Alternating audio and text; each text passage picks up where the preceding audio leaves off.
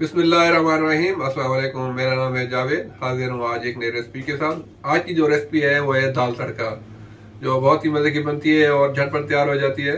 तो मैं आपको बताता हूँ मुझे दाल तड़का के लिए किन चीज़ों की ज़रूरत है और ये कैसे बनती है। बिस्मिल्लाहिर्रहमानिर्रहीम। तो शुरू करते हैं बनाना तड़का दाल। एक मट्टी की हांडी के अंदर मैंने तकरीबन हाफ कप मूंग की दाल और हाफ कप मसूर की दाल डाल दी है और साथ में तकरीबन 3 कप पानी डाल दिया है। दाल को मैंने तकरीबन 45 मिनट तक भिगो के रखा हुआ था। आप जब भी दाल बनाएं तो आप दाल को ज़रूर भिगो के रखिएगा, इस तरह दाल बहुत मज़े की बनती है। अगर मट्टी की हांडी में बनाएं तो बहुत ही मज़े की दाल बनेगी। तो अभी मैं इसमें शामिल कर देता हूँ तकरीबन 1 टीस्पून नमक, हाफ टी स्पून हल्दी पाउडर और 1.5 टी स्पून इसमें लाल मिर्च पाउडर। अच्छी तरह मिक्स करूंगा।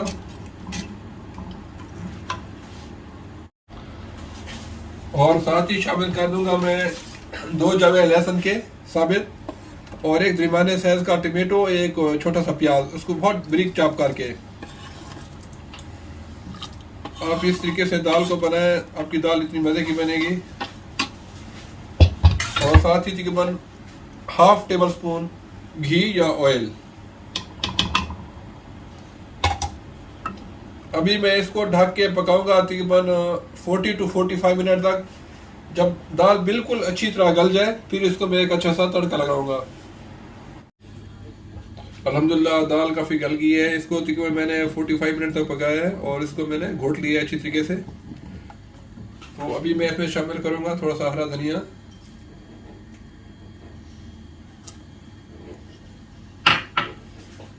हरा धनिया डाल के बस इसको मैं 5 मिनट तक पकाऊंगा। फिर इसका मैं एक अच्छा सा तड़का रेडी करूंगा।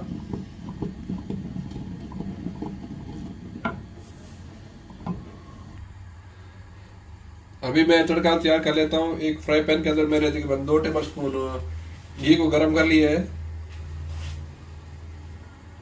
घी को अच्छी तरीके से गर्म कीजिएगा।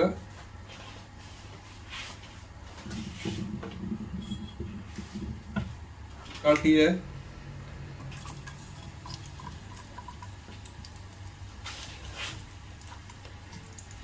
गार्लिक को थोड़ा सा ब्राउन कर लेना है।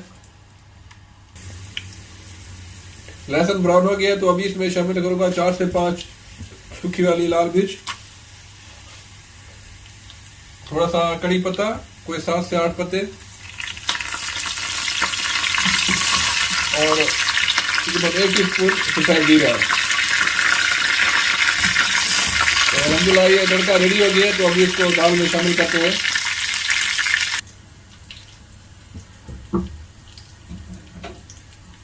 अभी तड़के को दाल में डाल के और फौरन ढक्कन बंद कर दें ताकि एक अच्छा सा तड़का आ जाए दाल को। और फिर इसको मैं डिश आउट करके दिखाता हूँ इसकी फाइनल लुक। अल्हम्दुलिल्लाह बहुत ही मज़े का दाल तड़का बिल्कुल रेडी है। आप चावल के साथ या रोटी के साथ खा सकते हैं। अगर हम इसको मिट्टी की हांडी के अंदर बनाएंगे तो बहुत ही इसकी अच्छी खुशबू और अच्छा टेस्ट आता है।